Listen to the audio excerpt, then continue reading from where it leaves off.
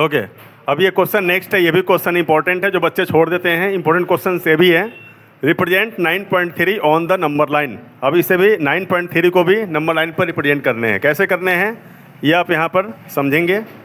First of all देखेंगे कि number line है तो आपको एक नंबर लाइन यहाँ पर देने होंगे। जैसे ये बनाएं आप नंबर लाइन, ठीक है। फिर यहाँ 0 से स्टार्ट करते हैं। सपोज करिए इसे मान लीजिए ए, ठीक है, और यहाँ तक के डिस्टेंस को कम से कम एक नंबर लाइन बनाएंगे आप, चूँकि दिया हुआ है 9.3, तो 9.3 का यहाँ बनाएंगे नंबर लाइन पर ए से लेकर बी तक। हमने एग्जांपल ले लिया 9.3 का। ये आपको डिस्टेंस तैयार करने हैं, बनाने हैं 9.3। इसके बाद 1 सेंटीमीटर यानी 1 यूनिट का आप जो डिस्टेंस लेंगे इसे हम सी मानेंगे, ठीक है।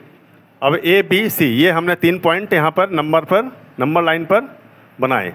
बी से क्या करेंगे, बी से आपको बनाने होंगे परपेंडिकुलर, ठीक है। लेकिन इसके पहले मैं आपको जो 9.3 है ए से लेकर सी तक के बीच में एक आपको यहाँ बनाने हैं परपेंडिकुलर कंपास से बनाएंगे तो बिल्कुल फिक्स एक्यूरेट बैठेगा।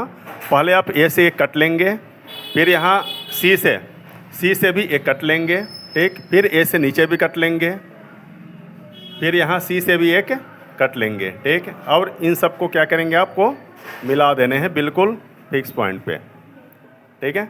ये मिलाने के बाद फिर ए से लेकर सी तक आपको एक ऐसा डायग्राम बनाने हैं, ये जो बिल्कुल इस पर आ जाए, मिल जाए, ठीक है।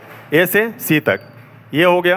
अब क्या करना है आपको, जो 1 सेंटीमीटर आपने लिया हुआ है सी तक, इसके वैल्यू को आप बी से बनाएंगे आप परपेंडिकुलर, जो मैंने कहा था परपेंडिकुलर को पता है कैसे बनाने हैं। आप ऐसे भी करके कट करके बना सकते हैं, बिल्कुल ये टच होने चाहिए, इससे बिल्कुल परपेंडिकुलर बनने चाहिए, ठीक। ये डायग्राम आप बनाएंगे कंपास से, आपको बिल्कुल सुटेबल फिक्स बैठेगा, ठीक है। 90 डिग्री का होता है। अब ये बनने के बाद फिर यहाँ जब ये डिस्टेंस को आप ऐसे करेंगे कंपास से, तो कंपास से करने के बाद जो आएगा वैल्यू वो आप यहाँ पर टच करेंगे, ठीक है। और ये वैल्यू होगी आपको डी, और इसे ही कहेंगे हम रूट अंडर 9.3, ठीक है। तो 9.3 या रूट अंडर 9.3 सेम है, तो 9.3 को हम नंबर लाइन पर इस तरह हम इंडिकेट करेंगे, इस प्रकार हम रिप्रेजेंट करेंगे। आप स्टेप को बारीकी से समझें और फिर इसकी प्रैक्टिस आप करें, ओके, ठीक है। तो ये हो गया 9.3 रूट अंडर। इस पॉइंट को भी आप कुछ ना कुछ लेट कर लेंगे, तो ए बी सी, और इस पॉइंट को मान लेंगे डी। और क्वेश्चन में भी थोड़े देखेंगे आप, इस पर रूट लगाएंगे, रूट अंडर 9.3 को हमें रिप्रेजेंट करने हैं नंबर लाइन पर, ओके। एक और इंपॉर्टेंट क्वेश्चन आप देखेंगे, इंपॉर्टेंट क्वेश्चन ये भी है, सिंप्लीफाई करने हैं। सिंप्लीफाई जैसे कि आप देख रहे हैं कि ब्रैकेट के अंदर 625 जो बेस है और इसका पावर क्या है -1/2, ये एक्सपोनेंट है।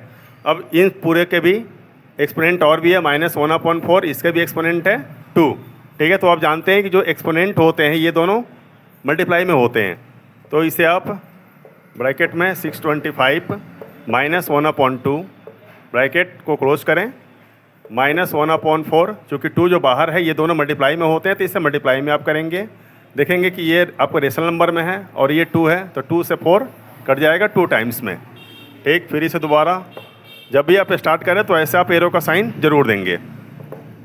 625 -1/2, अब क्या बचा, माइनस ऊपर में 1 नीचे में 2, ठीक है। अब इन दोनों को भी आप मल्टीप्लाई करेंगे, 625 -1/2 मल्टीप्लाई -1/2, ठीक है। और इसमें ध्यान दें जब ब्रैकेट हो तो ब्रैकेट को आप क्लोज करते रहें। जैसा ब्रैकेट कर्ली ब्रैकेट है तो कर्ली ब्रैकेट का यूज़ करें, नहीं है तो नहीं करना है। 625 माइनस माइनस, चूँकि मल्टीप्लाई में 2 माइनस मिलकर प्लस बन जाते हैं, तो ऊपर में 1 1 जा 1, 2 2 जा 4, ओके। यहाँ पर जो ये ब्रैकेट है, इस वाला ब्रैकेट अंदर में था, इसे आप हटा दीजिए, कर्ली ब्रैकेट को ही रखिए। जब सॉल्व करेंगे तो ये भी हटेगा। अब देखेंगे यहाँ पर ये टोटली ये पूरे तरह से बेस बन गया और ये एक्सपोनेंट बन गया 1/4। अब इसके लेवल में ही हमें 625 को भी क्या करेंगे, फैक्टर करेंगे। तो यहाँ देखेंगे 625 को मैं रफली भी करते जा रहा हूँ। 625 को 5 से करेंगे, 5 1 जा 5, 1 आया, ये हो गया 12, 5 2 जा 10, 2 5 5 25, फिर 5 से जाएगा ये 5 2 जा 10, 5 5 जा, फिर 5 5 जा, 5 1 जा, तो 5 का पावर कितना होगा 1 2 3 4। तो यहाँ पर इसके जगह पर हम लिखेंगे 5 का पावर 4 मल्टीप्लाई 1/4, 4 से 4 कटा, आंसर आ गया 5। ये आपका हो गया टोटली आंसर। ओके।